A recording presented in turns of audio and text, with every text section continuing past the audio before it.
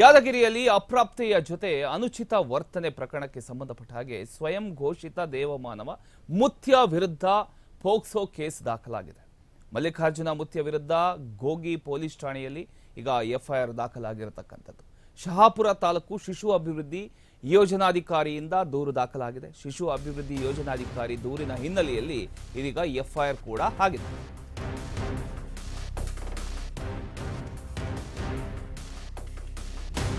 ಯಾದಗಿರಿಯಲ್ಲಿ ಅಪ್ರಾಪ್ತೆಯ ಜೊತೆ ಅನುಚಿತ ವರ್ತನೆ ಮಾಡಿದ ಹಿನ್ನೆಲೆಯಲ್ಲಿ ಪ್ರಕರಣ ದಾಖಲಾಗಿದೆ. ಸ್ವಯಂ ಘೋಷಿತ ದೇವಮಾನವ ಮುತ್ಯ ವಿರುದ್ಧ ಇದೀಗ ಪೋಕ್ಸೋ ಕೇಸ್ ದಾಖಲಾಗಿರತಕ್ಕಂಥದ್ದು. ಮಲ್ಲಿಕಾರ್ಜುನ ಮುತ್ಯ ವಿರುದ್ಧ ಗೋಗಿ ಪೊಲೀಸ್ ಠಾಣೆಯಲ್ಲಿ ಎಫ್ಐಆರ್ ದಾಖಲಾಗಿದೆ. ಶಹಾಪುರ ತಾಲೂಕು ಶಿಶು ಅಭಿವೃದ್ಧಿ ಯೋಜನಾಧಿಕಾರಿಯಿಂದ ದೂರು ಕೊಟ್ಟಿರತಕ್ಕಂಥದ್ದು. ಶಿಶು ಅಭಿವೃದ್ಧಿ ಯೋಜನಾಧಿಕಾರಿ ದೂರಿನ ಹಿನ್ನೆಲೆಯಲ್ಲಿ ಇದೀಗ ಅವರ ಮೇಲೆ ಎಫ್ಐಆರ್ ಕೂಡ ದಾಖಲಾಗಿದೆ. ಶಹಾಪುರದ ಗೋಗಿ ಪೊಲೀಸ್ ಠಾಣೆಯಲ್ಲಿ ಪೋಕ್ಸೋ ಪ್ರಕರಣ ದಾಖಲಾಗಿರತಕ್ಕಂಥದ್ದು. ಯಾವುದೇ ಕ್ಷಣದಲ್ಲಾದರೂ ಮಲ್ಲಿಕಾರ್ಜುನ ಮುತ್ಯ ಅರೆಸ್ಟ್ ಆಗುವಂತ ಎಲ್ಲಾ ಸಾಧ್ಯತೆಗಳು ಇದೆ. ಅಪ್ರಾಪ್ತೆಯ ಜೊತೆ ಅನುಚಿತ ವರ್ತನೆ ತೋರಿದ್ದ ಮಲ್ಲಿಕಾರ್ಜುನ ಮುತ್ಯನ ಒಂದು ಅನುಚಿತ ವರ್ತನೆಯ ವಿಡಿಯೋ ಇದೀಗ ಎಲ್ಲ ಕಡೆ ವೈರಲ್ ಆಗ್ತಾ ಇದೆ. ವಿಡಿಯೋ ವೈರಲ್ ಆದ ಬೆನ್ನಲ್ಲೇ ಮಕ್ಕಳ ಹಕ್ಕುಗಳ ರಕ್ಷಣಾ ಆಯೋಗದಿಂದ ಪತ್ರ ಕೂಡ ಬರೆಯಲಾಗಿದೆ. ಯಾದಗಿರಿ ಎಸ್ಪಿಗೆ ಪತ್ರ ಬರೆದಿದ್ದಾರೆ. ಈಗ ಯಾದಗಿರಿ ಎಸ್ಪಿಗೆ ಆಯೋಗ ಅಧ್ಯಕ್ಷ ಶಶಿಧರ ಕೋಸಂಬೆ ಅವರು ಒಂದು ಪತ್ರವನ್ನು ಬರೆದಿದ್ದಾರೆ. ಆ ಪತ್ರವನ್ನು ತೆಗೆದುಕೊಂಡು ದೂರನ್ನು ಕೊಟ್ಟು ಇದೀಗ ಅವರ ಮೇಲೆ ಎಫ್ಐಆರ್ ಕೂಡ ದಾಖಲಾಗಿದೆ.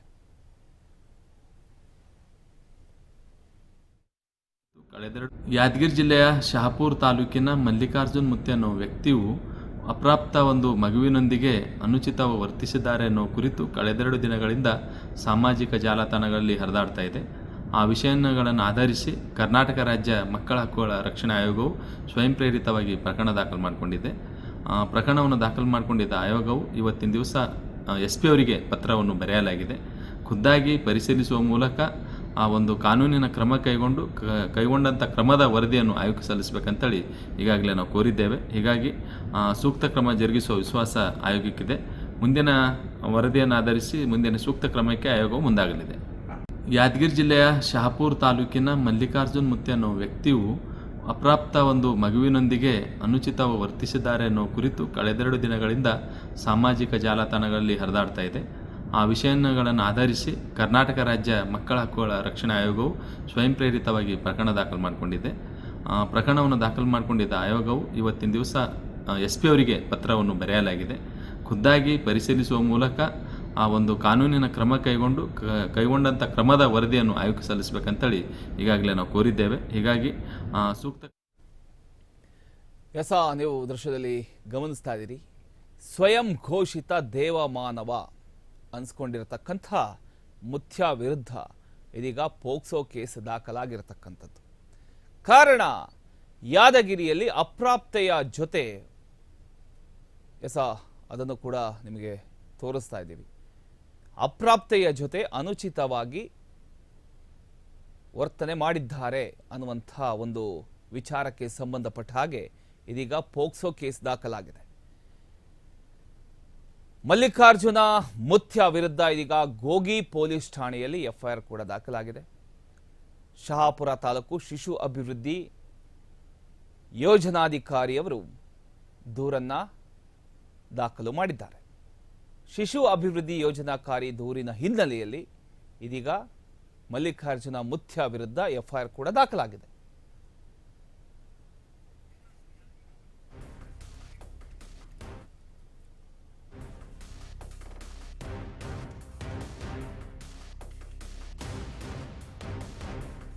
ಇದರ ಬಗ್ಗೆ ಇನ್ನಷ್ಟು ಡೀಟೇಲ್ಸ್ ಕೊಡೋದಕ್ಕೆ ರಿಪೋರ್ಟರ್ ವೀರೇಶ್ ದೂರವಾಣಿ ಸಂಪರ್ಕದಲ್ಲಿ ಜಾಯ್ನ್ ಆಗಿದ್ದಾರೆ. ವೀರೇಶ್, ಈಗ ಮಲ್ಲಿಕಾರ್ಜುನ ಮುತ್ಯ ವಿರುದ್ಧ ಈಗ ಅಪ್ರಾಪ್ತೆಯ ಜೊತೆ ಅನುಚಿತವಾಗಿ ವರ್ತನೆ ಮಾಡಿರೋ ಹಿನ್ನೆಲೆಯಲ್ಲಿ ಎಫ್ಐಆರ್ ಕೂಡ ದಾಖಲಾಗಿದೆ. ಅಷ್ಟಕ್ಕೂ ಏನಾಯ್ತು ವೀರೇಶ್?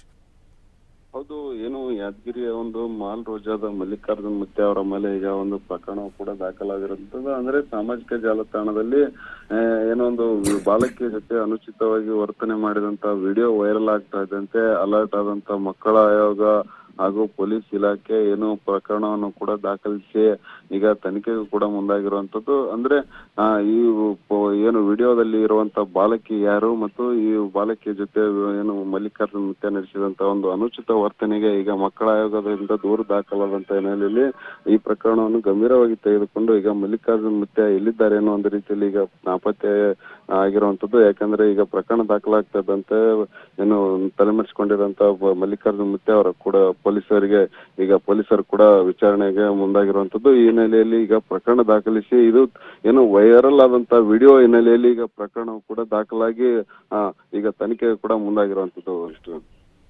ಥ್ಯಾಂಕ್ ಯು ನಿಮ್ಮೆಲ್ಲ ಮಾಹಿತಿಗಾಗಿ ವೀರೇಶ್.